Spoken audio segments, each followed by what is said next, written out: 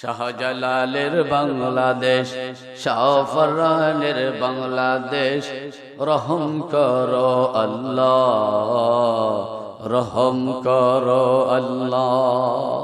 ঠিক না বেঠিক? কার বাংলাদেশ? জোরে বলেন, মুসলমানের মতো জবাব দেন, কার বাংলাদেশ?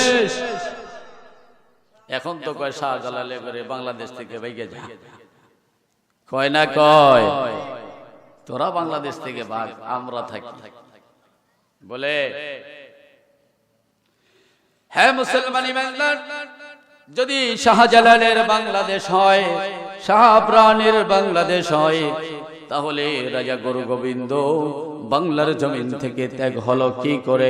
একটাই মাত্র ধ্বনি দিয়েছিল, লা ইলাহা ইল্লাল্লাহ, আল্লাহু আকবার।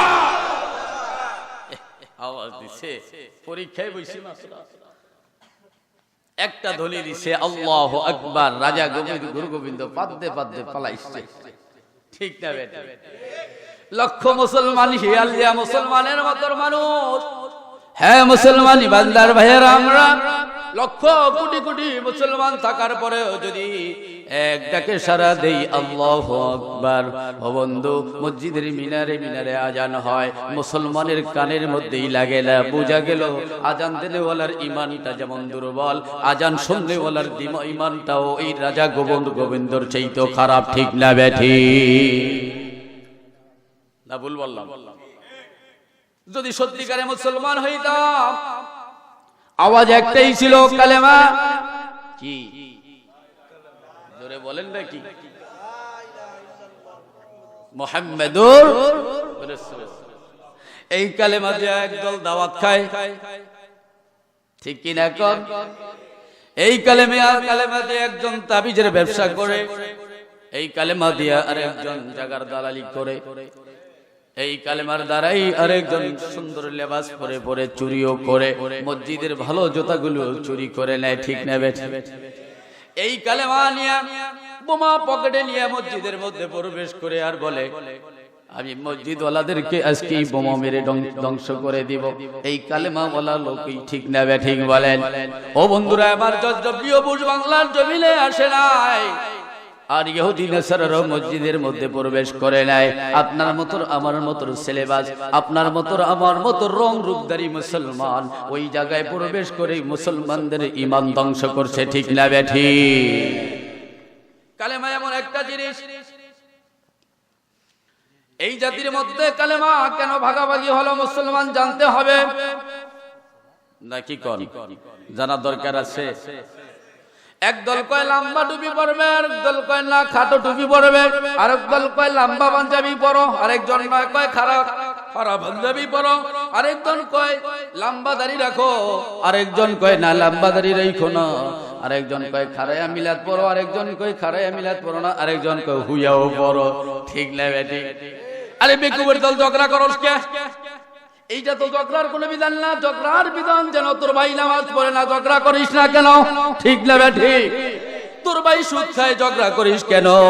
তোর ভাইকে বাধা দিচ্ছিস না কেন? তোর ভাই তোর সুদ খায়, তোর ভাই মদ খায়, জেনা করে, ব্যভিচার করে, দেশের নারীগুলো যুবতী মেয়েগুলোকে সর্বদাই ধ্বংস করে ফেলছে। তুই এইটা নিয়ে ঝগড়া করস না। ঝগড়া করতেছিস, তোর মধ্যে কেন পাগড়ি বাঁধলো, কেন বাঁধলো না? টুপি পরলো কেন, টুপি পরলো না?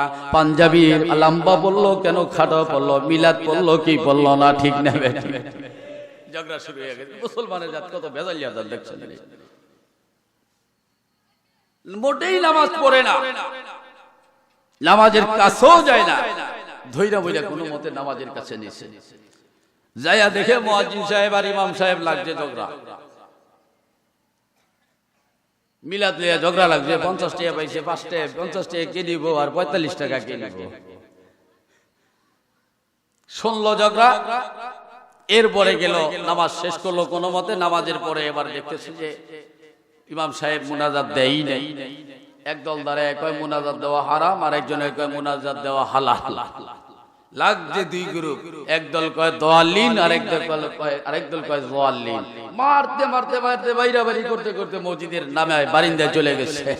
এখন একটা রাস্তা যে যাইতে আছে, ওরও দর্শক কয় তুই দোয়াল্লিন না জোয়াল্লিন, কয় দোসাই মা বসাই, আমি মসজিদেই যাই না। আছে না নাই? মোটে মসজিদে যায় না, তারপর দোয়াল্লিন জোয়াল্লিন নিয়ে ঝগড়া। কি বলেন, সময়টা এরকম দোয়াল্লিন জোয়াল্লিনের ঝগড়া আছে নাকি? এখন করার সময় আছে? আল্লাহর কোরআন ধ্বংস হয়ে যাচ্ছে। এই মুসলমানের বাচ্চারা বাংলার জমিন থেকে কোরআনকে উৎখাত করতে যাচ্ছে। শুধু কোরআন নয়, কোরআনের বাদ্যি চালানে ওয়ালাদের ওলামায়ে কেরামদেরকে বাংলার জমিন থেকে তাড়িয়ে দেওয়ার জন্য পাইতারা চালাচ্ছে। ঠিক না বেঠি? আর তোমরা দোয়াল্লিন জোয়াল্লিন নিয়ে ঝগড়া করো। কি বলেন, ঝগড়া করা যাবে? ঝগড়ার সময় এখন।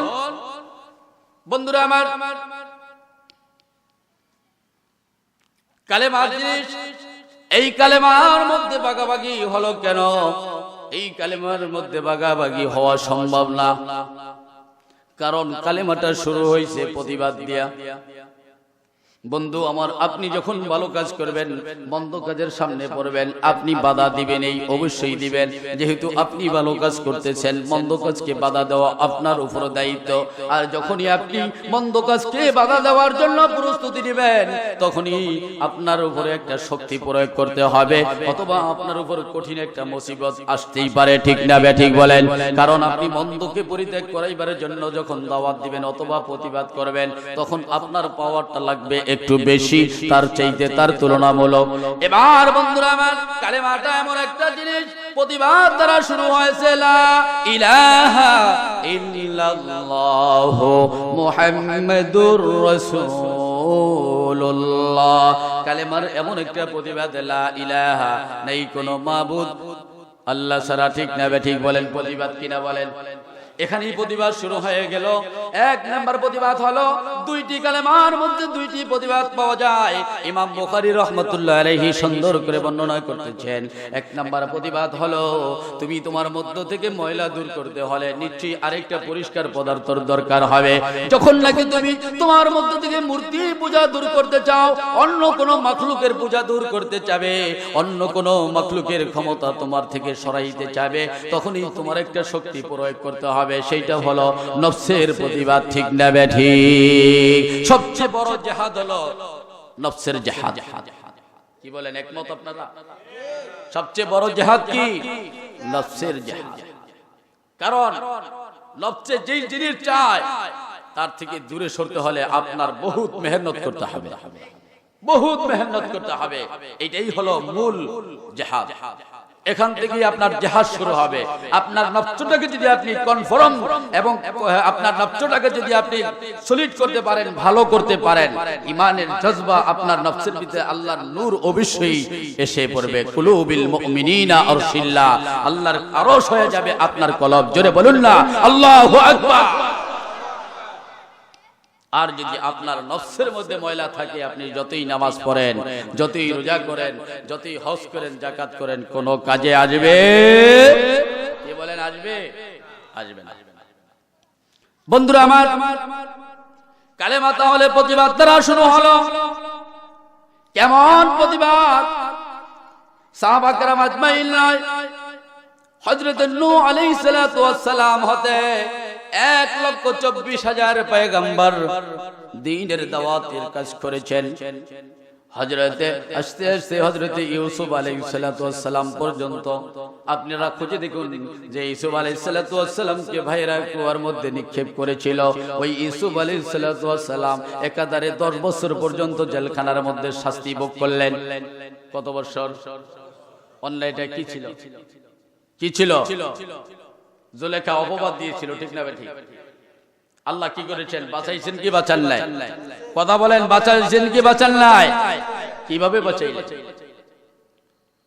ইউসুফ আলাইহিস সালাতু ওয়াস সালাম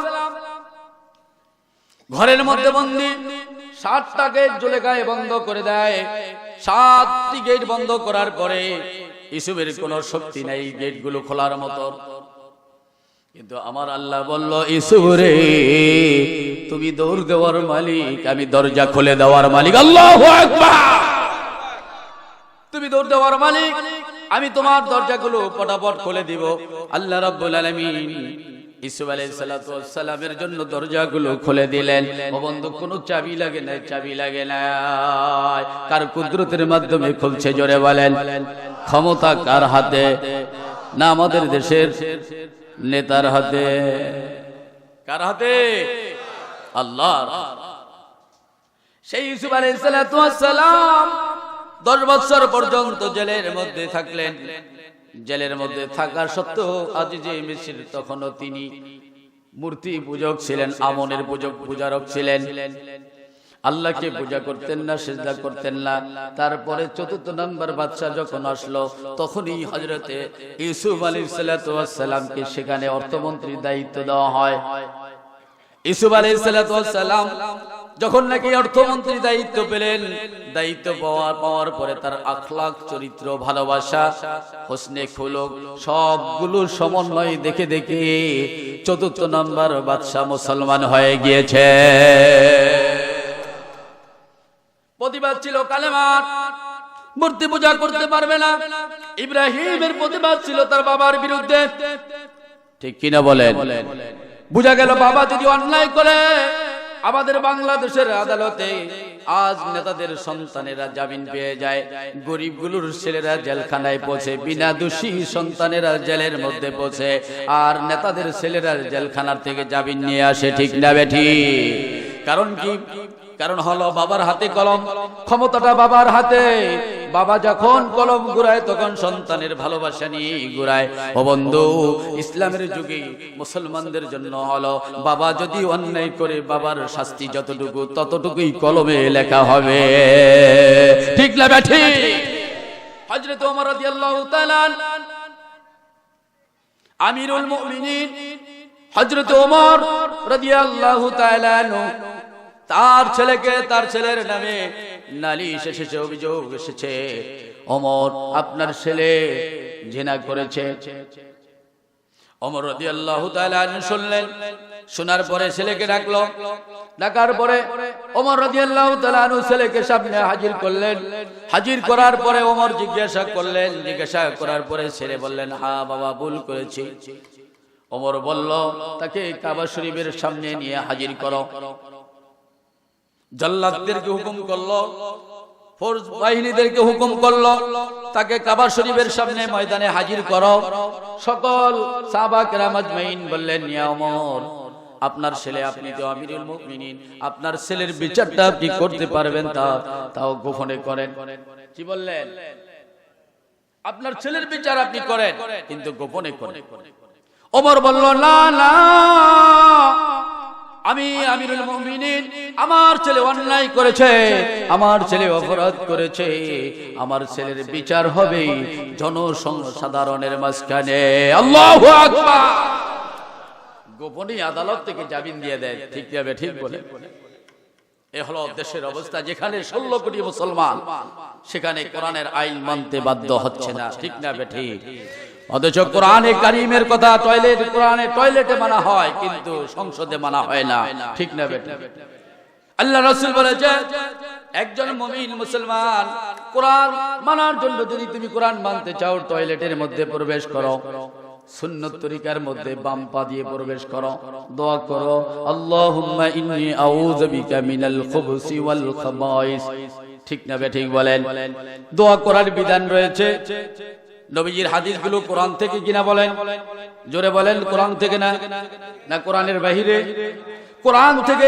সেখানে যদি কোরআনকে মানার জন্য আদেশ করা হয় টয়লেটের মধ্যে, তুমি কোরআন তুমি কিভাবে টয়লেটের মধ্যে প্রবেশ করবে, টয়লেটের মধ্যে কিভাবে বসবে, কি রূপে বসবে, কোন পায়ের উপরে ভর দিয়ে বসবে, কোন দোয়াটা পড়ে তুমি প্রবেশ করবে, কোন দোয়াটা পড়ে বের হবে, এই বিধানটা যদি থাকে মুমিন মুসলমান, তাহলে বুঝতে হবে কোরআনটা টয়লেটে প্রয়োগ করা হয়। কিন্তু বাংলার মুসলমান যেখানে 16 কোটি মুসলমান, সেখানে সংসদে কেন প্রয়োগ হয় না?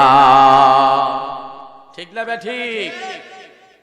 কারণটা কি? মুসলমান ইমানদার, কালেমা জানি সবাই। আমার এলাকার মধ্যে একজন হিন্দু আছে, আমাকে দেখলি বলে আসসালামু আলাইকুম ওয়া রাহমাতুল্লাহি ওয়া বারাকাতুহু। কালেমা তাইয়্যিবা লা ইলাহা ইল্লাল্লাহু মুহাম্মাদুর রাসূলুল্লাহ আলহামদুলিল্লাহি রাব্বিল আলামিন আর রহমানির রহিম মালিক ইয়াউমিদ্দিন। আমি এই সরাল তুইটা কইলি করতে গিয়ে হুজুর জানেন না, বয়স হয়ে গেছে, বুড়ো হয়ে গেছে, কিন্তু শিখার কথা সময় গেছে। কোন সময় শিখলি তুই? ওই রায়ডের বছর যখন বাইরানো হিন্দুদেরকে বাইরানো শুরু করছে, কয় হুজুর তখন আর কি করব, কালেমা মুখস্থ করে ফেললাম আর সূরা মুখস্থ করে ফেললাম। ওদেরকে দেখলেই আমরা শুরু করতাম কালেমা লা ইলাহা ইল্লাল্লাহ মুহাম্মাদুর রাসূলুল্লাহ। ওই তো কালেমা পড়ছে, ঈমান আনছে নি বলেন, জোরে বলেন ঈমান আনছে। আর আমরা মুসলমান কালেমা পড়ি, কিন্তু সেই হিন্দুর কালেমার চাইতে কোনো বেশ কম নাই, ঠিক না বেঠিক? তাহলে কালেমা হলো প্রতিবাদ।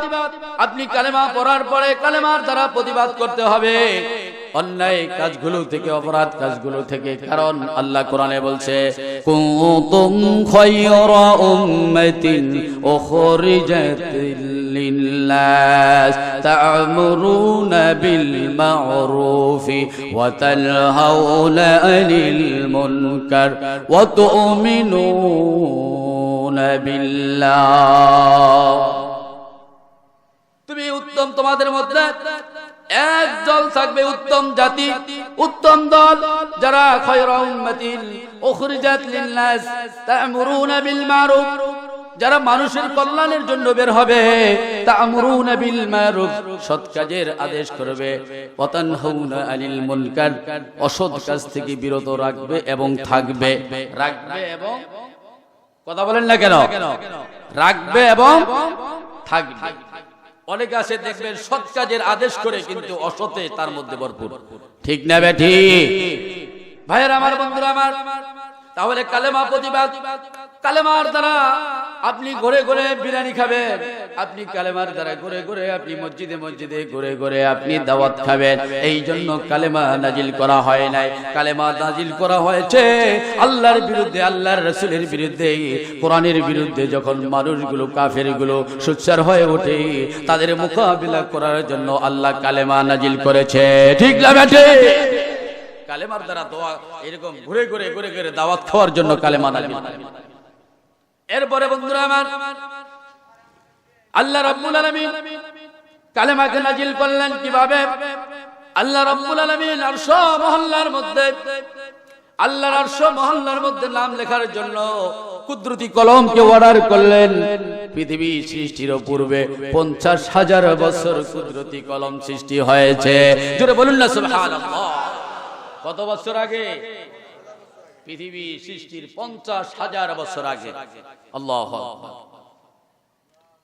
তাহলে 50,000 বছর পর্যন্ত যখন একদম গোটা পৃথিবী শূন্য হালে ছিল, 50,000 বছর পৃথিবীতে কি হবে, কি ঘটবে কিয়ামত পর্যন্ত, এই 50,000 বছর পর্যন্ত কলম শুধু লিখতেই ছিলেন, লিখতেই ছিলেন, লিখতেই ছিলেন। জোরে বলুন না আল্লাহু আকবার। বিশ্বাস হয় আপনাদের? আল্লাহ, আল্লাহ রাব্বুল আলামিন আল্লাহর সিংহাসনের সামনে কলমকে অর্ডার করলো, কলম তুমি লেখো লা ইলাহা ইল্লাল্লাহ। কার নাম? আল্লাহর নাম। কলমকে বলছে তুমি লেখো লা ইলাহা ইল্লাল্লাহ। আপনারা দেখবেন বিভিন্ন নামি দামি বাড়ির সামনে লেখা থাকে অমুক বিলা তমুক বিলা লেখা থাকে কিনা বলেন? এটা পরিচয়ের জন্য, এটা অপরাধের কিছু নয়। যদি অহংকার থাকে সেটা তার ব্যাপার, ব্যক্তিগত ব্যাপার, ঠিক না ঠিক? কিন্তু পরিচয় দেওয়া যায়।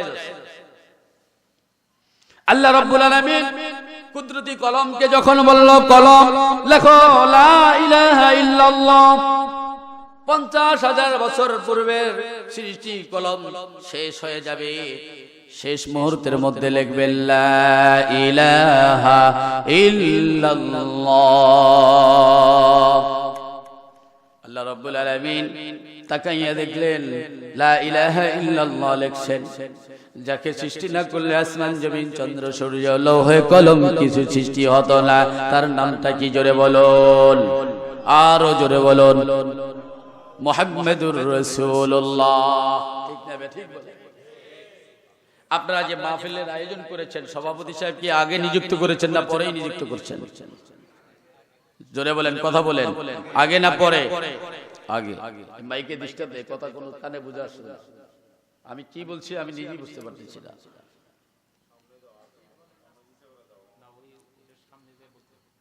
সভাপতি যখন আপনারা মাহফিল বানানোর আগেই নিযুক্ত করেছেন, যাকে তাকে বানাইছেন না, একজন সম্মানী ব্যক্তিকে বানাইছেন, দামি ব্যক্তিকে বানাইছেন। আর সভাপতি সাহেব কি ভাষণ আগে দিয়ে শেষ করলেন না, সবার পরে দেয়, সবার লাস্টিক দেয়।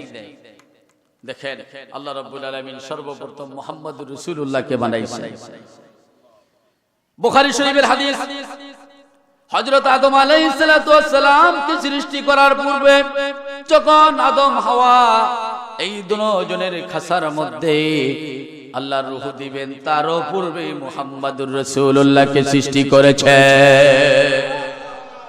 দেখছেন কোন নবীর উম্মত আমরা, সেই উম্মতের দাম কত।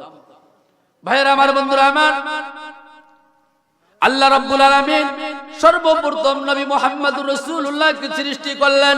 আউয়ালু মা খালাকাল্লাহু নূরি।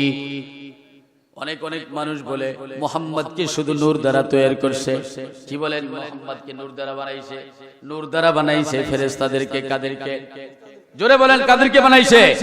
তাহলে বলেন ফেরেশতাদের দাম বেশি না আমাদের দাম বেশি? কথা বলেন। তাহলে ফেরেশতারা নূরের তৈরি আর আমরা মাটির তৈরি, মাটির দাম বেশি না নূরের দাম বেশি? জোরে বলেন। মাটির দাম বেশি, কারণ মাটি খাটিয়ে আলোচনাটা একটা পর্যায়ক্রমে আপনাদেরকে শোনাবো। ভাইরা আমার, বন্ধুরা আমার, আল্লাহ রাব্বুল আলামিন মানুষ বানাইছেন তিন চার পদার্থের দ্বারা, আগুন, পানি, বাতাস, মাটি। আর মুহাম্মদুর রাসূলুল্লাহকে সৃষ্টি করেছেন আল্লাহ পাঁচ পদার্থের দ্বারা। কয়টা? পাঁচটি পদার্থ, একটি বেশি আছে। আমরা হলাম আগুন, পানি, বাতাস, মাটি। মুহাম্মদ সাল্লাল্লাহু আলাইহি ওয়াসাল্লামের একটি হলো নূর বেশি। আমাদের মধ্যে আগুন আছে, পানি আছে, বাতাস আছে, মাটি আছে, আছে না নাই? আর আমাদের মধ্যে আল্লাহর বিশ্বস্ত যে নূর মুহাম্মদকে দিয়েছেন এই নূরটা নাই, তবে নূরের আলো আমাদের মধ্যে আছে। জোরে বলেন না সুবহানাল্লাহ। নূর নেই, আলো আছে, বাতি নাই, বাতির আলো আছে, সমস্যা আছে, দেখা যাবে না। আমাদের যদি নূর নাই, আলো আছে, নূরের আলো আছে, এই আলো থেকে গোটা পৃথিবী উজ্জ্বল হবে। জোরে বলেন না সুবহানাল্লাহ। তাহলে আমরা উত্তম জাতি, ঠিক না? ঠিক বলেন। ওয়াজ কিন্তু এখনো শুরু করি নাই। আপনারা থাকবেন তো ইনশাআল্লাহ? মুনাজাত পর্যন্ত থাকবেন তো? যত মাইক যত খারাপই হোক, লাস্টে প্রয়োজন হলে মাইক বাদ দিয়ে আলোচনা করুন। যাবেন না তো? আমাদের দেশের একটা ঘটনা শুনছিলাম, এক লোকের বাচ্চা অসুস্থ হয়ে গেছে। অসুস্থ হওয়ার পরে ডাক্তারের কাছে গেছে, ডাক্তারের ঔষধে ভালো হয় না। কবিরাজের কাছে ঔষধে ভালো হয় না। যত লোকের কাছেই গেছে, ঔষধে ভালো হয় না। আর গেছে করতে করতে করতে করতে মনে করেন মানিকগঞ্জের পীর সাহেব হুজুরের কাছে গেছে। যায় কয়, হুজুর গো, কয় কি হইছে? কয় হুজুর কি হইছে? তাহলে আমার ছেলেটা অসুস্থ, ভালো হচ্ছে না। যত ডাক্তারের কাছে গেলাম, আমার ছেলের চিকিৎসায় কাজ হচ্ছে না, এখন কি করা যায়? কয়েকটা কাজ কর, যত রোগী যত ডাক্তারের কাছে গেছিস, যেহেতু ভালো হয় নাই, তুই একটা কাজ কর, শয়তানের তুই যদি 5টা টাকা দান করতে পারস, তোর ছেলে ভালো হয়ে যাবে। কারে দান করবার কইছে? কে বলছে? মনে নাই। কে বলছে? পীর সাহেব বলছে। যদি শয়তানকে 5টি টাকা দান করতে পারস, তোর ছেলেটা ভালো হয়ে যাবে। সারা দিন ঘুরছে, কোথাও শয়তান খুঁজে পায় না। কি বলেন? শয়তানকে পাওয়া যায়? পাওয়া যায়। শয়তানের অভাব নাই। দৌড়ে গেছে, হুজুর জি জি কি হইছে? কি অস্থির কেন? হুজুর শয়তান তো খুঁজে পাই নাই, শয়তান পাঁচটায় কন্যা পাই নাই। ওই যে যায় দেখবি দক্ষিণ বালুখণ্ড কেন্দ্রীয় কবরস্থানের সামনে মাহফিল হইতেছে। ওই মাহফিলের মধ্য থেকে গেটে দাঁড়িয়ে থাকবে, যেটা উঠা যায় ওইটারই 10 টাকা দিয়ে দিবি। যাইবেন না থাকবেন? জোরে বলেন, যাবেন না থাকবেন?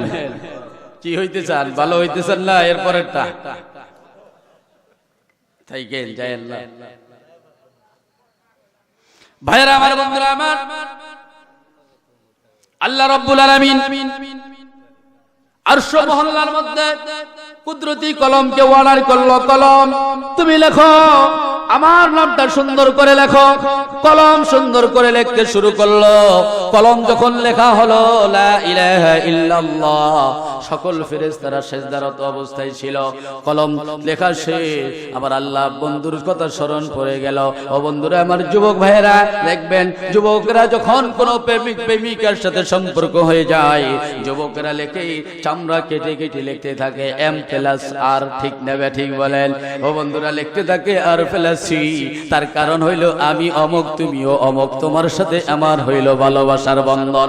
এইটা দিয়ে চিঠিখানার মধ্যে তার চামড়ার মধ্যে অঙ্কন করে লিখে রাখে। আমার বন্ধুরা, আমার আল্লাহ ডাক দিয়া বলে, হ্যাঁ কুদরতি কলম, তোমার কাছে আমি আদেশ করলাম। আদেশ হলো এই, আমার বন্ধু যাকে সৃষ্টি না করলে আসমান জমিন চন্দ্র সূর্য কোনো কিছুই সৃষ্টি করতাম না, আমার ওই বন্ধুর নামটা তুমি লিখবে। তবে একটা কথা হলো, দুনিয়ার মানুষ যদি M+M দিয়ে লিখতে পারে, প্লাস চিহ্ন দিতে পারে, আমার বন্ধুর সাথে সম্পর্ক এমন হবে, আমার বন্ধুর সম্পর্কের মধ্যে কোনো প্লাস চিহ্ন হইতে পারবে না। আল্লাহু আকবার। কুদরতি কলম লেখা শুরু করে দিল, লা ইলাহা ইল্লাল্লাহু মুহাম্মাদুর রাসূলুল্লাহ। সমস্ত ফেরেশতারা সিজদার থেকে উঠে বলল। ফেরেশতারা দেখে সর্বপ্রথম নাম দেখলো লা ইলাহা ইল্লাল্লাহ, এর সাথেই লেখা হলো মুহাম্মাদুর রাসূলুল্লাহ। সকল ফেরেশতা আল্লাহু আকবার করে আওয়াজ করলো। গোটা পৃথিবীর গাছগাছালি, গোটা পৃথিবীর সৈন্যের মাথায় মাথায় পৌঁছে গিয়েছিল ফেরেশতাদের আওয়াজ। আমার আল্লাহ বলেছিল, ফেরেশতাদের আওয়াজ যেখানে পৌঁছেছে সেখানেই আমাদের পৃথিবীর মুসলমানগুলো বসবাস করবে। জোরে বলুন না আল্লাহু আকবার।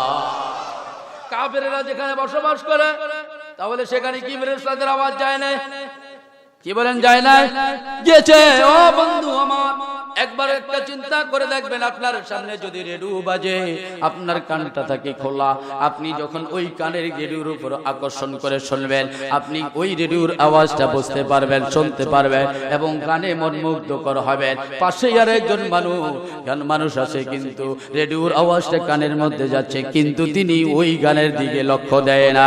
বলেন, ওই লোকটাকে যদি জিজ্ঞাসা করো, ভাই এই রেডিওর মধ্যে কোন আওয়াজটা আসছে, গানটা আসছে, তুমি বলো দেখি, উনি বলবে আমি শুনি নাই, বলতে পারি নাই। তুমি প্রশ্ন করবে, তুমি তো রেডিওর কাছে বসা ছিলে, শোনো নাই কেন?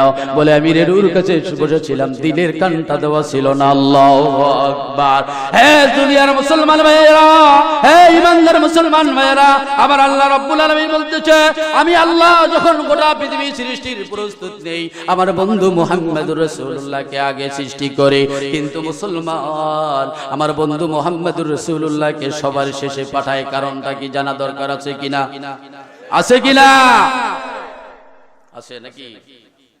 সভাপতি সাহেব যাকে তাকে বানান না, একজন শ্রেষ্ঠ মানুষকে আপনি সভাপতি বানাইলেন, সভাপতি সাহেব লাস্টে যদি ভাষণটা দেয়, ওই সভাপতির ভাষণ শোনার জন্য ভালো মানুষগুলো থাকে, কিছু শ্রেণীর অশিক্ষিত মূর্খ মানুষ চলে যায়। তার কারণটা কি প্রশ্ন করবা, ভাই কোথায় যাচ্ছ?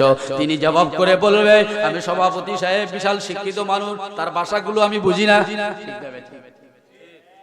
চলে যাচ্ছি। এবার স্টেজের মধ্যে এসে দেখেন কিছু সংখ্যক লোক বসা, লোকগুলো খুব ধার্মিক। জিজ্ঞেস করলেন, বসে আছো কেন? ওই সভাপতি সাহেবের ভাষণ শোনার জন্য বসে আছি। বলে, বুঝতে পারবে সভাপতি সাহেবের কথা শেখার জন্যই জানা আছি। আল্লাহ রাব্বুল আলামিন নবী মুহাম্মদুর রাসূলুল্লাহকে সর্বপ্রথম বানাইয়া আল্লাহ 2,24,000 পয়গম্বর, মতান্তরে 1,24,000 পয়গম্বর সিরিয়ালে মেনটেন করে পাঠাইলেন। পাঠানোর পরে নবী মুহাম্মদুর রাসূলুল্লাহকে সমস্ত নবীদের সভাপতি বানাইয়া দিলেন। আল্লাহু আকবার। সমস্ত নবীদের পয়গম্বরদের সভাপতি বানাইছেন। এরপরে অন্যান্য নবীদের উম্মতের মধ্যে এমন লোক রয়েছে, সামান্য কিছু লোক দিন ইসলাম গ্রহণ করেছে, আল্লাহকে মেনেছে, কিন্তু বন্ধু শেষ জামানায় নবী মুহাম্মদুর রাসূলুল্লাহর উম্মতের মধ্যে 99% মুসলমান নবীকে মানে, ঠিক না বেঠি?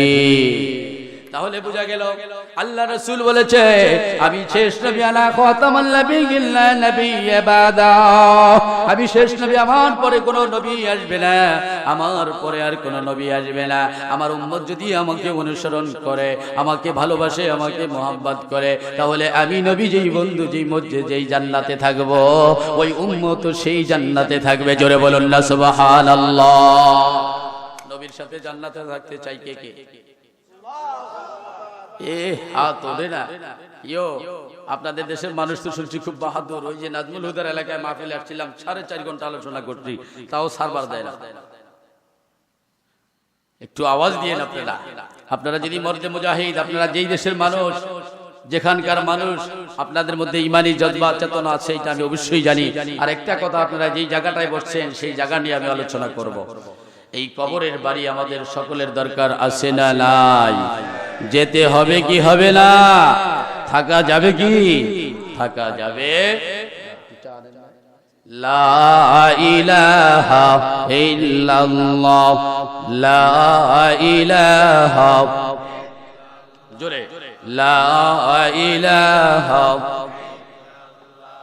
লা ইলাহা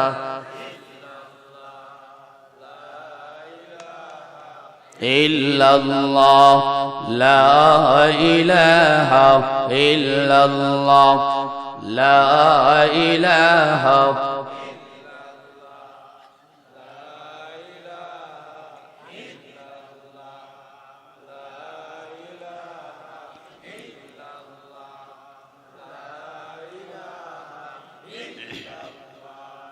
এই কালেমার দাওয়াত নিয়া নবী গেলেন তায়েফে, তায়েফবাসী মারলেন পাথর নবীজির গায়েতে। লা ইলাহা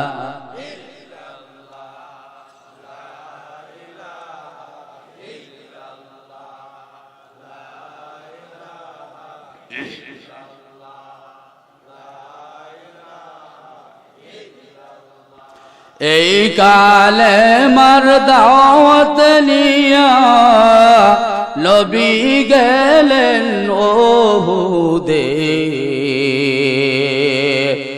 নবীজির দান্দাল শহীদ ওহুদেরি ময়দানে। লা ইলাহা ইল্লাল্লাহ,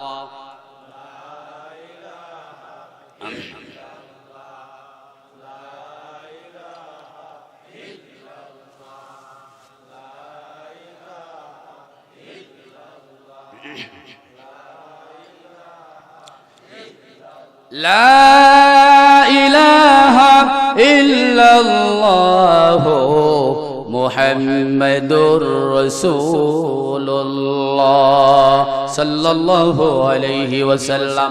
বন্ধুরা আমার, এই কালেমা প্রতিবাদের জন্য আল্লাহ পাঠাইছেন। আর এই কালেমার উদ্দেশ্য একমাত্র মুহাম্মাদুর রাসূলুল্লাহ সাল্লাল্লাহু আলাইহি ওয়াসাল্লাম, যাকে সৃষ্টি না করলেই আল্লাহ তাআলা আসমান জমিন চন্দ্র সূর্য লোহে কলম কিছুই সৃষ্টি করতেন না। আমার বন্ধুরা ভাইরা আমার, আল্লাহ রাব্বুল আলামিন আল্লাহর আরশ মহল্লার থেকে 104খানা কিতাব সহিফা নাজিল করলেন। তার মধ্যে থেকে 4খানা শ্রেষ্ঠ। কয়টি? জোরে বলেন কয়টি? তার মধ্যে 4টির মধ্যে একটি হলো শ্রেষ্ঠ কোরআন, যেই কোরআন নাজিল করেছে মুহাম্মাদুর রাসূলুল্লাহ ও মুহাম্মাদুর রাসূলুল্লাহর উম্মতের জন্য। হে মুসলমান ঈমানদার ভাইয়েরা, জানতে চেষ্টা করবেন আল্লাহ রাব্বুল আলামিন হযরত মুসা নবী আলাইহিস সালাতু ওয়াস সালামের মুসা আলাইহিস সালাতু ওয়াস সালামকে তাওরাত কিতাব দিয়েছিলেন। মুসার কিতাব ছিল কি? জোরে বলেন তাওরাত। আমাদের কিতাবের নাম কি? তাওরাতের দাম বেশি না কোরআনের দাম বেশি? জোরে বলেন, তাওরাতের দাম বেশি না কোরআনের দাম বেশি? ভাইরা আমার, বন্ধুরা আমার, নবীজি আমার আগমন ঘটবে। আল্লাহ রাব্বুল আলামিন সর্বপ্রথম নবী মুহাম্মাদুর রাসূলুল্লাহকে সৃষ্টি করলেন। মনে আছে কথাটা? কষ্ট হয়? আপনাদের কষ্ট হয়? মুনাজাত দিয়ে দিব, থাকবেন তো ইনশাআল্লাহ। ভাইরা আমার, বন্ধুরা আমার, তাওরাত কিতাব মুসলমান হযরত মুসা নবী আলাইহিস সালাতু ওয়াস সালামের উম্মতের জন্য তাওরাত কিতাব নাজিল করলেন। তাওরাত কিতাব নাজিলের পরে ওই সময়ের মধ্যে যাজক বলা হতো, পাদ্রী বলা হতো, যারা তাওরাত কিতাবকে ব্যাখ্যা করতে পারতেন, যারা তাওরাত কিতাবকে তাফসীর করতে পারতেন। আমাদের কোরআনকে যারা তাফসীর করে তাদেরকে বলা হয় মুফাসসির, হাদিসকে জানে হাদিসের বিশারদ তাদেরকে বলা হয় মুহাদ্দিস। ইফতার বিদায় ফতুয়ার ফিকার উপরে যারা ফিকার উপরে যারা লেখাপড়া করেছেন তাদেরকে বলা হয় মুফতি। ঠিক না ঠিক? ভাইরা আমার, বন্ধুরা আমার, যাজক কুবিল বাদরি, এই কুবিল বাদরি তিনি ছিলেন তাওরাত কিতাবের যাজক, যিনি তাওরাত কিতাবের ব্যাখ্যাকারী ছিলেন। তাওরাত কিতাব তেলাওয়াত করতেন সর্বক্ষণ।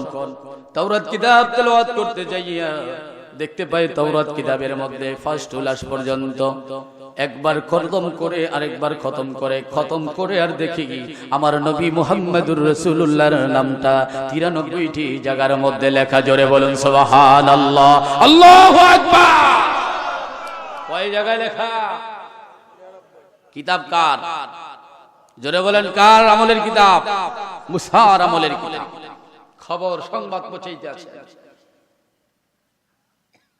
তাওরাত কিতাব, এই তাওরাত কিতাবের মধ্যে 93 জায়গার মধ্যে নবী মুহাম্মদুর রাসূলুল্লাহর নামগুলো লেখা। কুবিল বাদরি চিন্তা করলো যে কিতাব মুসা নবী আলাইহিস সালাতু ওয়াস সালামের কিতাব, যে নবীর সুসংবাদ আছে বটে, কিন্তু নবী কোন দিন আসবে জানা নাই। ও বন্ধুরা, হিসাব করে দেখা গেল মুহাম্মদুর রাসূলুল্লাহ যখন জন্মগ্রহণ করেছেন এই থেকে নবুয়ত পর্যন্ত, তার থেকে নবী মুসা আলাইহিস সালাতু ওয়াস সালাম, মুসা থেকে ঈসা আলাইহিস সালাতু ওয়াস সালাম, এই দুইটা সময়ের মধ্যে 650 বছর পর্যন্ত ফিল খালি ছিল। কত বছর পর্যন্ত খালি ছিল? 650 বছর পর্যন্ত খালি ছিল। যে যুগটাকে জাহেলিয়াতের যুগে পরিণত হয়েছিল। নবী মুসা থেকে শুরু করে মুহাম্মদুর রাসূলুল্লাহ সাল্লাল্লাহু আলাইহি ওয়াসাল্লাম 650 বছরের মধ্যে মুমিন নবী আসবেন না। কিন্তু তাওরাত কিতাবের মধ্যে নবীজির নাম কুফিল বাদরির মধ্যে হিংসা জেগে গেছে। হিংসা লেগে গেছে। কারণটা কি? আমার নবী মুসা, এই মুসার নামের মুসার কিতাবের মধ্যে অন্য নবীর নাম মেনে নেওয়া যায় না। ও মুসলমান ইমানদার, তাওরাত কিতাবের মধ্য থেকে কুফিল বাদরি কলমটা বের করে নামগুলোকে আস্তে আস্তে একটা একটা করে কাটতে শুরু করে দেয়। নামটা কাটে মুহাম্মদুর রাসূলুল্লাহর নামটা কাটে। কার নাম কাটে? জোরে বলেন। ও বন্ধুরা, আরো জোরে বলেন, কার নামটা কাটে? মুহাম্মদুর রাসূলুল্লাহর নামগুলোকে কাটতে শুরু করে। কাটতে 93টা নাম যখন লাল কালি মেরে কেটে ফেলে, আমার আল্লাহ ডাক দিয়া বলে, হায় আফসোস, গোটা পৃথিবী যার বরকতে, যার নূর দ্বারা সৃষ্টি করলাম, যাকে সৃষ্টি না করলে আসমান জমিন চন্দ্র সূর্য নৌহে কলম কিছুই বানাইতাম না। ওই নবীর দিলের ওই নবীর নামের উপরে লাল কালি মেরে দিলে। কুফিল বাদরি রে, তুই তো মুসার উম্মত, কিন্তু কুফিল বাদরি জ্ঞান দিয়েছিলাম। ও বন্ধুরা, বুঝতে চেষ্টা করবেন, একটা মানুষের মধ্যে আল্লাহ জ্ঞান দিছে, হিংস্র প্রাণীর মধ্যে কখনো জ্ঞান দেয় নাই। ঠিক না ঠিক? আপনারা দেখেন গাড়ির পিছনে লেখা থাকে মানুষের বিবেক হইল শ্রেষ্ঠ আদালত। না, মানুষের শ্রেষ্ঠ আদালত বিবেক না। যদি বিবেক হইতো তাহলে বাংলার জমিনে বড় বড় ডক্টর আছে, বড় শিক্ষিত লোকগুলো রয়েছে, যারা আল্লাহর কথা বলতে ভুলে নাই, আল্লাহর বিরুদ্ধে বলতেও বলে নাই। যেমন হুমায়ুন আজাদ বলেছে, আল্লাহ যোগ বিয়েকে ভুল করে, নাউজুবিল্লাহ। উনি বলেছিল, হুমায়ুন আহমদ বলেছিল, আল্লাহ জিনার মধ্যে কোন বাদশা পৃথিবীর মধ্যে কোরআন তাফসীর করতে পারে নাই। ওই মিশরের বাদশা হাসান আল বান্না নিজে তাফসীর করেছিলেন, কোরআন লিখেছিলেন। আল্লাহু আকবার। হে মুসলমান ইমানদার ভাইরা, লক্ষ্য করুন, হাসান আল বান্না যখন কোরআন তাফসীর করেছে, কোরআন তাফসীর করার কারণে কোরআনের সত্য কথাগুলো বলার কারণে, কোরআনের সত্য কথাগুলো বিশ্লেষণ করার কারণে ওই আমেরিকার কুত্তাদের জবানে বেজে, অন্তরে বেজে গেছে, নাস্তিকদের মধ্যে বেজে গেছে। আর ওই ইহুদি নাসারার বাচ্চাদের গিয়েছিল, খেপে গিয়েছিল। আমার বন্ধুরা, খেপার কারণে ওই হাসান আল বান্না, মিশরের হাসান আল বান্না, যিনি একজন রাজা হয়ে কোরআনকে তাফসীর করেছিলেন, তেনাকে ফাঁসির মঞ্চে ঝুলাইয়া দিতেও দ্বিধা করে না। হাসান আল বান্নাকে যখন ফাঁসির কাস্টে ঝুলাইবার জন্য নেয়, হাসান আল বান্নার সামনে জেলখানার ইমাম সাহেবকে হাজির করলেন। ও বন্ধুরা আমার, কেন্দ্রীয় কারাগারে যান নাই, অনেকে গিয়েছেন। কেন্দ্রীয় কারাগারের মধ্যে যখন এই ফাঁসির মঞ্চে ঝুলায়, তখন ইমাম সাহেব যে কালেমা পড়ায়, ঠিক না বেঠিক বলেন? হাসান আল বান্নাকে ও বন্ধু যখন ইমাম সাহেবের সামনে হাজির করলো, ইমাম সাহেব হাসান আল বান্না প্রেসিডেন্ট বলতেছে, ও ইমাম সাহেব, আপনাকে আমার সামনে কেন হাজির করা হলো? আমি তো এখন ফাঁসির কাস্টে জ্বলবো। ও বন্ধুরা, যাকে আল্লাহ ভালোবাসে, আল্লাহ তাকে জান্নাতের পথ দেখাইয়া দেয়, কোনো সন্দেহ না। ফাঁসির কাস্টে যাত্রীকে দাও, কোনো আপত্তি নাই। যারা ইসলামের জন্য শহীদ হতে রাজি, যারা কোরআনকে টিকাইবার জন্য বাংলার জমিনে থাকতে রাজি, যারা কোরআনকে টিকাইবার জন্য, কোরআনের ঝান্ডা উত্তোলনের জন্য তারা কখন, ঠিক না বেঠি? হাসান আল বান্না হাজির হয়ে গেল। হাসান আল বান্নার সামনে যখন ইমাম সাহেবকে হাজির করা হয়, ইমাম সাহেব বলে, হুজুর, আপনাকে কালেমা পড়াইবার জন্য আমাকে আনছে।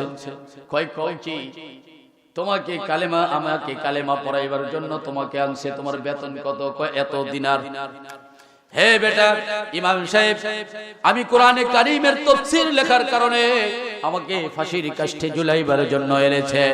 ও মুসলমান ইমানদার ভাইয়েরা, কথাগুলো লক্ষ্য করবেন। আমি আজকে মুসলমান, তাফসীর লেখার কারণে, কোরআনের ব্যাখ্যা করার কারণে ইহুদি নাসারা আমাকে ফাঁসির কাস্টে ঝুলাইবার জন্য হাজির করেছে। আর ওই মানুষটাকে কালেমা পড়াইবার জন্য তোমার মতো ইমামকে, বেতনভুক্ত ইমামকে এনেছে। জিজ্ঞাসা করি, তোমাকে বেতন দেয় কত? কয় এত টাকা। তোমাকে আজকে বেতন দিয়েছে আমাকে কালেমা পড়াইবার জন্য, আর আমি ওই কালেমা পড়ার জন্যই ফাঁসির কাস্টে জ্বলে শহীদ হইতেছি। জোরে বলুন আল্লাহু আকবার। হে মুসলমান ইমানদার ভাইয়েরা, মুসলমান যদি হও, আল্লাহর কোরআনকে বুকে নিয়া, কাফনের কাপড়কে বুকে নিয়া তুমি রাস্তায় বের হয়ে যাও, এমন ভাবে বের হয়ে যাও যারা কোরআনের বিরোধিতা করে, যারা আস্তিক থেকে নাস্তিক হয়ে গিয়েছে, যারা মুসলমান থেকে অমুসলমান হয়ে গেছে, তাদেরকে রক্তাক্ত করে জাহান্নামে পাঠাইয়া দাও, ঠিক না বেঠি? তাহলে তাফসীর লেখার কারণে তাকে কোথায় দিচ্ছেন? ফাঁসির কাস্টে। তাহলে আপনারা চিন্তা করবেন, সেই যুগ আর বর্তমান যুগের মধ্যে কোনো ডিফারেন্স আছে? মুসলমানের মতো আওয়াজ দেয়া বলেন আছে? আরো জোরে বলেন আছে? নাই। কারণটা কি? আমাদের ঈমান দুর্বল, ঈমানটা দুর্বল, যার কারণে এই সমস্যা আমাদের হচ্ছে। কষ্ট হয়, দোয়া করে দিব। কি বলেন? ঘড়ির দিকে চান মাঝে মাঝে? ঘড়ির দিকে তাকাই না, সামান্য সময় আরাম। 11টা বেজে গেছে। আসুন, কুফিল পাদ্রীর কথা মনে আছে তো? কোথায় কুফিল পাদ্রী? নামগুলো কেটে দিলেন। নাম কাটার পরে আল্লাহ রাব্বুল আলামিন, আফসোস, তুমি কার নামটা কেটে দিলে? যাকে সৃষ্টি না করলে আসমান জমিন লোহে কলম কিছুই সৃষ্টি করতাম না, তার নামটা কেটে দিলাম। ভাইয়েরা আমার, বন্ধুরা আমার, আল্লাহ রাব্বুল আলামিন মানুষের মধ্যে আকল দিয়েছেন, কোন জাতির মধ্যে আকল দেননি। কি বলেন? দিয়েছে। কোন প্রাণীর মধ্যে আকল দেন নাই। আপনার গরুটা আপনার কাজ করে সারা দিন ভর চাষ করতে আছে, আপনার বাড়ির দরজার বাড়ির কুকুরটা সারা দিন ভর আপনাকে পাহারা দেয়, সারা রাত্র পাহারা দেয়। যদি একটা গাছের পাতা পড়ে কুকুরটা দেখবেন চিল্লা পাল্লা করা শুরু হয়ে যায়, আর মালিক যখন আসে তখন জিহ্বাটা বের করে দেয়, ঠিক না বেঠিক? ভাইরা আমার, বন্ধুরা আমার, আপনার হাল চাষ করার পরে সারাদিন, আপনি হাল চাষ করার পরে সারাদিন পরে গরুটাকে আপনি কাদার মধ্যে রেখে দিলেন, আপনি আরামে বিছানায় ঘুমিয়ে গেলেন। গরম, উপরে ফ্যান চলতেছে, নিচে জাজিম, আবার গরম বেশি হলে এসিরও প্রয়োজন আছে, এসিও করে নিয়েছেন। কিন্তু আপনি যেই গরুটাকে সারাদিন বড় কষ্ট দিলেন, ওই গরুকে আপনি বিছানা করে দেননি, ওই গরুটাকে কাদার মধ্যে রেখে দিয়েছেন। তারপরও বলেন, এই মালিক তুমি আমাকে কেন কষ্ট দাও, কেন কষ্ট দাও, এই কথাটা বলে নাই, বলছে কিনা বলে না। তার কারণ আল্লাহ তার ওই জিনিসের মধ্যে শুকরিয়া রেখেছেন, আরাম রেখেছেন। আর আপনি আমি যত আরামের মধ্যেই থাকি, আরাম একদিন হারাম হবে, ঠিক না বে ঠিক বলেন? হবে কিনা বলেন? অবশ্যই হবে। ভাইরা আমার, বন্ধুরা আমার, কুবিল বাদ্রি চিন্তা করলো, নাম কেটে দিয়েছে হায়াত, কি করা যায়? মুসা নবী আলাইহিস সালাতু ওয়াস সালাম তখনও ছিলেন, মুসা নবী আলাইহিস সালাতু ওয়াস সালামের কাছে যাবেন, কিন্তু আল্লাহর প্রশ্ন দাঁড়ায় গেল, কুবিল বাদ্রি তুই আমার নবীর নামগুলো কেটে দিয়েছিস, তোকে আর মানুষ রূপে রাখবো না, তোমায় এখন এমন একটা রূপ ধারণ বানাইয়া দেব, যেই রূপটা হবে বন জঙ্গলের হিংস প্রাণীর মতো। ও বন্ধুরা আমার, আল্লাহ রাব্বুল আলামিনের কোন নামে একটা মেশিন আছে, কুন ফায়াকুন, ফাসুবহানাল্লাযী বিয়াদিহি মালাকুতু কুল্লি শাইইন ওয়া ইলাইহি তুরজাউন। আল্লাহ রাব্বুল আলামিনের কোন নামে একটা মেশিন রয়েছে, আল্লাহ বলছে কোন, সাথে সাথে গুলশাব হয়ে গেছে। সব চিন্তা করলো কুবিল বাদ্রি মানুষ রূপ, যে মানুষকে আল্লাহ এত সুন্দর করে বানাইছে। ও বন্ধুরা আমার, এক এক মানুষের রূপ এক একটা, কালো হলো সুন্দর দেখা যায়, ঠিক কিনা বে ঠিক বলেন? আল্লাহ বলেন, লাকাদ খালাকনাল ইনসানা ফি আহসানি তাকওয়িম। ও চিত্রশিল্পী, তুই গোটা পৃথিবীর মধ্যে 10-12টা ছবি একাত্রে অঙ্কন করতে পারবি। আমার আল্লাহ এত সুন্দর করে কোটি কোটি মানুষগুলো সাজাইয়া এত সুন্দর করে চেহারা দিচ্ছে, একজনের চেহারার সাথে আর একজনের চেহারা মিল নাই। ও বন্ধুরা, একই মায়ের তৈরি, একই মেশিনের তৈরি, সাপ্লাই যদি হয় মালটা একই হয়ে যায়, কিন্তু মায়ের গর্ভের সাপ্লাই, একই গর্ভের তৈরি, কিন্তু একই রকম হলেও চেহারাটার মধ্যে একটু একটু বেশ কম থাকে না থাকে? বলে থাকে না থাকে? ভাইরা আমার, কুবিল বাদ্রি চিন্তা করলো, সাপ এবার কি করব? কুবিল বাদ্রি চিন্তায় পড়ে গেল। কুবিল বাদ্রি ডাক দিয়ে বলে, নবী মুসা গো, আমি অন্যায় করেছি। মুসা নবী জিজ্ঞেস করে, তুই কে? আমি হইলাম কুবিল বাদ্রি। বিশ্বাস হয় না, তুই তো কুবিল বাদ্রি না, তুই তো মানুষ, তুই সাপ হলে কি করে? সঙ্গে সঙ্গে ওই তাওরাত কিতাবটা বের করে দেয়। তাওরাত কিতাব বের করে ডাক দিয়ে বলে, নবী মুসা গো, এমন নবীর নামগুলো কেটে দিয়েছি যাকে সৃষ্টি না করলে আপনি নবী মুসাও সৃষ্টি হতেন না, এই নামগুলো কেটে দিয়েছি। নবী মুসা এত বড় অপরাধ করেছি। মুসা নবী চোখের পানি ছেড়ে দেয়, ছেড়ে দেয়া ডাক দেয়া বলে, ও কুফিল বাদরি রে, কি অন্যায় করে দিয়েছিস? এত বড় অন্যায় করেছিস, অপরাধ করেছিস, গোটা পৃথিবীর মধ্যে এত অন্যায় কেউ করে নাই, অপরাধ করে নাই। ও কুফিল বাদরি, কি করা যায়? ডাক দেয়া বলে, তোর ক্ষমা নাই। ও বন্ধু, যার অন্যায় তার কাছেই মাপ চাইতে হবে, ঠিক না বে ঠিক বলেন? যার অন্যায় তার কাছে মাপ চাইতে হবে। আপনি আল্লাহর কাছে সেজদায় পড়ে কাঁদলে আল্লাহ মাফ করবে না। আপনি একজনের জমি দখল করছেন, তার কাছেই মাপ চাইতে হবে, ঠিক না বে ঠিক? একজনের টাকা মেরে খেয়েছেন, তার কাছেই মাপ চাইতে হবে। আপনি একজনের জমি আপনার দালালি করে নষ্ট করে দিয়েছেন, এই জায়গা তার কাছেই মাপ চাইতে হবে। একজন মুসলমানকে আপনি কষ্ট দিয়েছেন, আপনি তার কাছেই মাপ চাইতে হবে। যদি মুসলমান ইমানদার ভাইয়েরা আল্লাহর কাছে সেজদা পড়ে কাঁদেন হাজার হাজার বছর পর্যন্ত, আমার আল্লাহ যদি হায়াত দিয়ে দেয়, ওই হায়াত পর্যন্ত যদি আপনি ক্ষমা চান, আমার আল্লাহ বলবে, বান্দা তোকে আমি ক্ষমা করব না, কারণ ক্ষমা করলে করতে পারি, আমি অন্যের হক ক্ষমা করি। যার হক তার কাছেই ক্ষমা চাইতে হবে। কথা বুঝে আসছে তো? আল্লাহর কাছে মাপ চাইলে হবে না। এবার কুফিল বাদরি কষ্ট হয়। এবার কুফিল বাদরি মুসার কাছে দৌড়াইয়া গেলেন, নবী মুসা আমি জানতে চাই এখন আমি কি করব, বিপদে পড়ে গিয়েছি, আমাকে একটু বুদ্ধি দাও। নবী মুসা বলে, গো তোমার জন্য আর কোনো বুদ্ধি নাই, এমন নবীর নামটা কেটে দিয়েছো, আমার আল্লাহ হয়তো মাফ করবেন না, করলেও করতে পারেন, যেহেতু আমার আল্লাহ মাফ করবে না, হে কুবিল বাদরি, ওই নবী যতক্ষণ পর্যন্ত তোমাকে মাফ না করে ততক্ষণ পর্যন্ত তোমার রেহাই না। দৌড়ায় মুসার কাছে হাজির, এ মুসা তুমি তাওরাত কিতাবের মালিক তোমার আল্লাহ, তুমি যাও তোমার আল্লাহর সাথে একটু কথা বলো। নবী মুসা তুর পাহাড়ে দাঁড়িয়ে আল্লাহর সাথে কথোপকথন করতেন।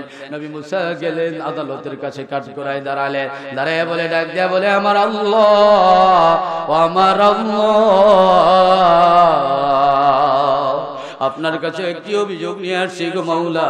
কুফিল বাদরি তাওরাতের যাজক, কুফিল বাদরি ছিল মানুষ, কিন্তু একটা বিশাল অন্যায়ের কারণে সে হয়ে গেছে, সাফ হয়ে গেছে, সব আপনার কুদরতি খেলা। আপনার কাছে জানতে চাই সে মাপ পাবে কিনা। আমার আল্লাহ জানাইয়া দেয়, কুফিল বাদরিকে বলে দাও মুসা, আমার কুফিল বাদরিকে বলে দাও ততক্ষণ পর্যন্ত আমার যেই নবীর নাম কেটেছে ওই নবী না মাফ করে, আমি আল্লাহ ততক্ষণ পর্যন্ত মাফ করব না। এবার মুসলমান ইমানদার ভাইয়েরা, তাহলে কি করব? নবীর আগমন কখন ঘটবে, কতশো বছর পরে ঘটবে তা তো জানা নেই। কি বলেন, জানা আছে? কি করবে জানা নাই, কোথায় কি করবে জানা নাই। কিন্তু এবার মুসার পায়ে পড়ে কাঁদতেছে, মুসা গো আরেকটা ফরিয়াদ করো তোমার আল্লাহর কাছে। ও বন্ধু, নবী যায় আর আসে, কার সাথে কথা বলে জোরে বলেন? নবীরা কার সাথে কথা বলে? আমার মতো আব্দুল্লাহ সাদ্দুল্লাহ নয়, স্বয়ং আমার আল্লাহর সঙ্গে কথা বলেছেন। আল্লাহু আকবার। আমার নবী যখন মেরাজে গিয়েছিল, আমার নবী মেরাজে যাইয়া আল্লাহ রাব্বুল আলামিনের সাথে সশরীরে কথা বলেছে, কোরআন প্রমাণ করে। ওই নবীর উম্মত মুসা নবী পারে নাই তাওরাত কিতাব বলায়। মুসা নবী তাওরাত পাহাড়ের পাশে দাঁড়াইয়া কথা বলেছে। একটা আম গাছের উপরে আগুনের ঝাঁক দেখা যেত, আর ওই ঝাঁক থেকে কথার আওয়াজ পাওয়া যেত। মুসা নবী বলতো যে আমার আল্লাহর কুদরতি মুখের কথা শুনতেছি, আর আমার নবী বলে আমি না না না, আমি আল্লাহর সামনে বসা। জোরে বলেন না সুবহানাল্লাহ। আল্লাহর নবী বলেন, আসসালাতু মিরাজুল মুমিনিন। আমি তো জীবনে একবার সশরীরে আল্লাহর সাথে দেখা করেছি, আমার উম্মতগুলো দৈনিক 5 বার দেখা করবে। জোরে বলুন না আল্লাহু আকবার। আপনারা আমরা কয়বার দেখা করব? ও বন্ধুরা জোরে বলেন, কয়বার দেখা করবে? নবী বলে আমার উম্মতগুলো 5 বার দেখা করবে। আসসালাতু মিরাজুল মুমিনিন। কিসের মাধ্যমে দেখা হবে? জোরে বলেন কিসের মাধ্যমে? যদি একটা বাবা কয় পীর বাবা বাইর হয়ে গেছে, কয় নামাজ দরকার নাই, কারণ নামাজ পড়বো কোন জায়গায়? সব জায়গায় নাকি শয়তানে পায়খানা ঘুরে রাখছে, সব জায়গায় নাকি শয়তানে প্রস্রাব করে রাখছে। পীর কইতে আছে নামাজ পড়ার কোনো জায়গা নাই। কি বলেন, সব জায়গায় শয়তানে প্রস্রাব করছে না ওই পীরের মাথায় শয়তানে প্রস্রাব করছে? জোরে বলেন কোথায় করছে? আবার কয় কি সুন্দর গান মিলাইছে। কি কয়? দুম্বুর শরীফ মিলাই নাকি কোন উরুস শরীফ? কি শরীফ? দুরুস শরীফ। বাবাই কায়া বদলাইছে রে, বাবাই কায়া বদলাইছে, এ বাবাই কায়া বদলাইছে রে, বাবাই কায়া বদলাইছে, কুত্তারি সুরত দইরা বাবাই বিরানি খাইয়াছে। ওর বাবা বলে কুত্তা হয়, কথাটা বুঝেন না? বিরিয়ানি পাকাইছে উরুস শরীফের কাছে। বিরিয়ানি পাকায় না খিচুড়ি, খিচুড়ি আর বিরিয়ানি পাকানো শুরু করছে, পাকায় রাখছে সামনে। এখন সব জিকিরের তালে আছে। কি বলে জিকির করে কিনা দেখছেন? কুত্তা খাদায়। আমরা জিকির কত মহব্বতের জিকির, আল্লাহু আল্লাহ আল্লাহু আল্লাহ আল্লাহু আল্লাহ আল্লাহু আল্লাহ আল্লাহু আল্লাহ আল্লাহু আল্লাহ আল্লাহু আল্লাহ, কত মহব্বতের জিকির। আর ওরা জিকির করে হোক হোক হোক হোক সিন্নি হোক খিচুড়ি হোক ঠিক কিনা কর? তার মানে খিচুড়ি পাকাইছে, পাকাইয়া ওই জায়গায় গামলা ভরে রাখছে, গামলা ভরার সময় কুত্তা আইসা খাওয়া শুরু করে দিছে। এক মুড়ি দারে পারাদার রাখছে, ওই দেখে কয় ও মোর খোদা মাওলা রে, যেই বিরিয়ানির মধ্যে কুত্তায় মুখ দিছে, মানুষ দেখলে তো খাবে না। এই বিরান শুরু করছে, বাবাই কায়া বদলাইছে রে বাবাই কায়া বদলাইছে, কুত্তারি সুরত দইরা বাবাই। ওর বাবা বলে কুত্তার সুরত দইরা বিরিয়ানি খাইছে, তার মানে হলো ওর বাবা কুত্তা। ঠিক না বেঠি? এই সমস্ত ভণ্ডগুলো আছে না নাই? এই ভণ্ডরা বলে ওই দেওয়ানবাগী শয়তান বলে মা ফাতেমা নাকি আলীর স্ত্রী না ওর স্ত্রী।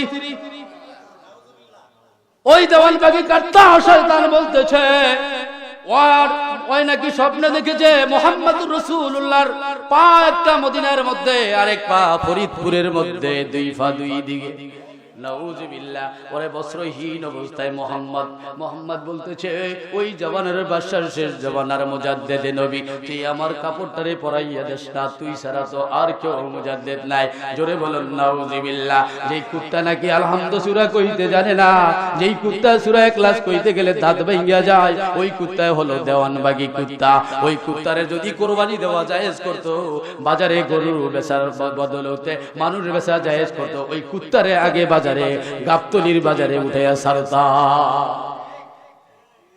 এত বড় মোটা, ওর পেটটা ফাললে মনে হয় যে সবগুলো পাঙ্গাস মাছের আর খাই উড়ের পচা ঘুরির মতো। ঠিক না? ঠিক কর। আবার ওই কুত্তার পায়ে যায় চুমুন করে একদল গরু রয়েছে, বাবারে বাবা কয় না, মারে মা কয় না, ওই কুত্তাগুলো। ঠিক না? ঠিক বলে। ওই সাবজেক্টটা আসছে ভাইরা আমার, বন্ধুরা আমার, কুবিল বদরি এবার মুসা নবী আলাইহিস সালাতু ওয়াস সালাম মনে আছে আল্লাহর কাছে যে বলে আল্লাহ আপনার কাছে জানতে চাই, ওই কুবিল বদরি মাপ যেহেতু পাবে না, ওই নবী পর্যন্ত মাপ পাবে না, তাহলে ওই কুবিল বদরির হায়াতটা আপনি বাড়াইয়া দেন। আল্লাহ হায়াত বাড়াইতে পারে না? পারে? বলেন। আল্লাহ হায়াত দিতে পারে কি পারে না? বলেন। আল্লাহ নবী বলেছেন আদ-দুআ মুখুল ইবাদ, লাইসা শাইউন আকরামা আলাল্লাহি মিনাদ দুআ, আত-তাকদীরু লা ইয়ারুদ্দু ইল্লা বিদ-দুআই, আও কামা ক্বালান নবী সাল্লাল্লাহু আলাইহি ওয়াসাল্লাম। হে বন্ধু আমার, মানুষের তাকদীর পরিবর্তন হয় না, মানুষের হায়াত পরিবর্তন হয় না, মানুষের মউতের বাজেট পরিবর্তন হয় না। আল্লাহ নবী বলছে তুমি দোয়া করো, বেশি বেশি করে দোয়া করো, আল্লাহ যদি কবুল করে মুর্দা মানুষকে আল্লাহ জিন্দা করে দিতে পারে।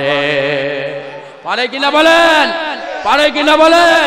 ডাক্তার মেডিকেল থেকে পাঠাইয়া দিয়েছে, মেডিকেল থেকে রিটার্ন করেছে, আমাদের আর কোনো চিকিৎসা নাই, যদি নাও তাহলে বাহিরে নিতে পারো, তবে বাহিরও গ্যারান্টি নাই।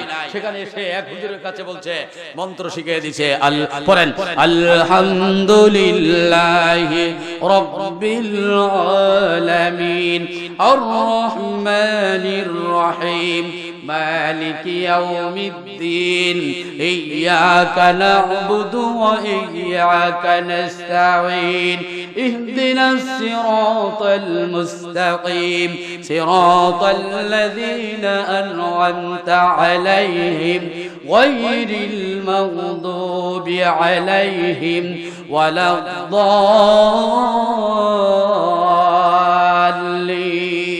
আমিন। মন্ত্র কি বলেন? আমাদের কাছে আপনারা পানি ভরা খোঁজেন, আমরা এই মন্ত্রটাই পড়ে ফুটিয়ে দিই, শিখে দিলাম আপনাদেরকে কবিরাজ। আজকে থেকে আর হুজুরদের কাছে যাওয়ার দরকার নেই, আপনারা এই ঘরে বসে বসে সূরা ফাতিহা পড়বেন, ফু দিবেন। পারবেন না? পারবেন না? আমি পারলে যদি, আমি ফু দিলে যদি আজকে সেই পানিতে কাজ হয়, আপনি তো সেই ঘরের সেই মায়েরই সন্তান। ঠিক না? ঠিক বলেন। তাহলে আপনি ফু দিলে হবে না কেন? কথা বলেন, হবে না কেন? হবে। একই নাও বিশ্বাস থাকতে হবে। ঠিক না? ঠিক বলেন। সেই বিশ্বাস একই নিয়ে আপনিও আজকে সে আমল করেন, আল্লাহ মাফ করে দিবেন। এবার কুবিল বদরি মুসা নবী আলাইহিস সালাতু ওয়াস সালাম আল্লাহর দরবারে আরজি পেশ করলেন, আল্লাহ তাআলা আপনি যখন কুবিল বদরিকে সাপ বানাইয়া দিলেন, সাপ এখন কি করবে? আপনি তার হায়াত বাড়াইয়া দেন। আল্লাহ বলল আমি সব কিছুর মধ্য থেকে একটা জিনিস পারবো, হায়াত বাড়াইয়া দিতে পারবো। জোরে বলেন আল্লাহু আকবার। বলে কতক্ষণ পর্যন্ত, কতদিন পর্যন্ত বাড়াবেন? কতদিন পর্যন্ত যতদিন নবী মুহাম্মদুর রাসূলুল্লাহ দুনিয়ায় আগমন না ঘটে। আল্লাহু আকবার। দেখছেন আল্লাহ দয়ালু আছে না নাই? অপরাধ করলো আল্লাহ দয়া করে কি করে না? সুদ খান, ঘুষ খান, মদ খান, জিনা করেন, ব্যভিচার করেন, আল্লাহর দরবারে তাহাজ্জুদ নামাজ পড়ে কাঁদেন, আল্লাহ মাফ করে দিবেন। কি বলেন? মাফ করতে পারেন কি পারেন না বলেন? আল্লাহ মাফের দরজা কিন্তু আল্লাহর কাছে খোলা আছে। এবার কুবিল বাদরি খুশি হয়ে গেল, মুসা নবী আলাইহিস সালাতু ওয়াস সালামের কথা শুনে খুশি হয়ে গেল, হায়াত পেয়েছে।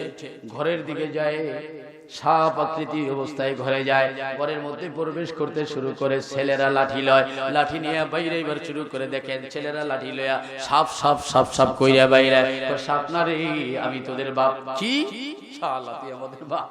বাইরে একটু ভালো করে আর একটু জিদ করে বাইরে। বউ ঝাড়ু লওয়া শুরু করলো, বউ কইতাছে এ সাপ ঘরের মধ্যে প্রবেশ করছে, লাঠি লও। কয় না সাপ না আমি, তুমি তোমার স্বামী। কয় কিরে গোলামের করে গোলামে, আমি বলে ওর স্বামী। বাইরে আরো ভালো করে বাইরে, জাটা দিয়ে আরো টিপিরে ভালো করে।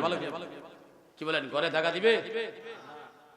কুবিল বাদরি চোখের পানি ছেড়ে দিয়ে নিরাশ হয়ে গেল। নিরাশ হয়ে যে বলেন মুসা গো আমি এখন কোথায় যাব? কত জায়গা হলো জঙ্গলের মধ্যে সঙ্গী, বিশেষ করে ও মুসলমান ইমানদার তাওরাত কিতাব ওয়ালা এবার পাল্টানো পরিবর্তন করনেওয়ালা কুবিল বাদরি কি গাছ পাহাড়ের উপর স্থান হয়ে গেল, বন জঙ্গলের মধ্যে। উহুদ পাহাড়ের উপর হয়ে গেল। উহুদ পাহাড়ের উঁচু চূড়ার উপর দাঁড়াইয়া ওই মদিনার ঘরের দিকে তাকাইয়া আছে।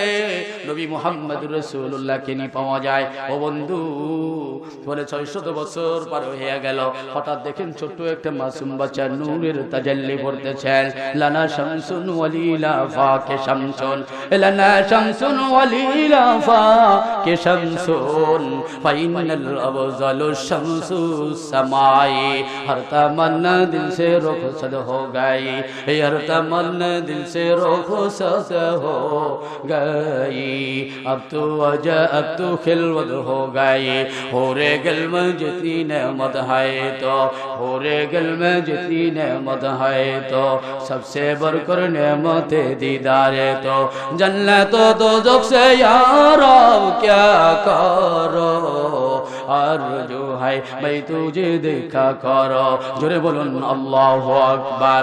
এবার সাপ কুবিল বাদরি পাহাড়ের উপর দাঁড়াইয়া দেখতেছে ছোট্ট একটা বাচ্চা নূরের তাজাল্লি নিয়ে আসতেছে। বন্ধুরা আমার, কেমন সুন্দর, কেমন সুন্দর। নবী ইউসুফ আলাইহিস সালাতু ওয়াস সালাম কত সুন্দর ছিলেন, এত সুন্দর ছিলেন, সামনে দিয়ে বোরকার পর্দার মতো পরে থাকতেন। কারণ হলো প্রকাশটা যেখানে যাইতো লাইটের মধ্যে আলো হতে থাকতো। বলেন আল্লাহু আকবার। নবী মুসাকে আল্লাহ রাব্বুল আলামিন ইউসুফ আলাইহিস সালাতু ওয়াস সালামকে কত সুন্দর বানাইলো। আমার নবীর কথা বলতেছিলেন, আম্মা জান আয়েশা বলতেছেন আল্লাহু আকবার, আল্লাহু আকবার। অন্ধকার রজনীর মধ্যে আম্মা জান আয়েশা সুই নিয়ে সোনার রুমাল সেলাই করতেছিল।